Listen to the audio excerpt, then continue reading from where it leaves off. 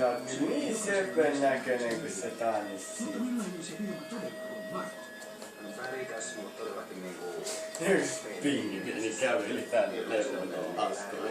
Ystävällinen. Kyllä vai? Entä minkälaista ruokaa tämä on sitten odotettavissa, Vilma? Sitten kun on kokenut tämmöisen Martta-heräämisen ja ruoanlaittoheräämisen vaikka näin myöhäisherännäisenä, niin on kiinnostaa. Joo, se tietää, mistä toi tulee. 500-luvun keittiö. Tällä viikolla Vilman kanssa puuta painavat Miss Suomi Noora Hautakangas, ratsuttaja Hörs sekä muusikko Martti Metsäkkä.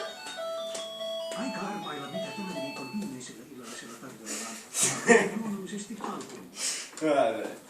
On jonkun keino. Salaattia. Karjalan piirakoita. Voisiko olla? Mä leivon itse perunaleipiä. Ja sit niihin on 3 hetkasti soosia. Kyllä vain. Alkuruoksi tänään on siis perunaniskoja 3 eri täytteellä. Hyvältä kuulostaa. Hyvä niin. Entä mitä voisikaan Vilma olla suunnitellut pääruoaksi? Se voisi Sä oot kyllä niin ihanaa. Vois. kala ja hämpääteksi.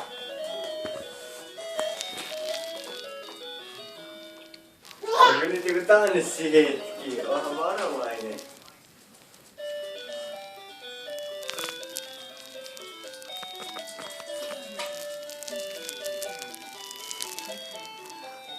Koitatko sä sinne kyytiin mennä?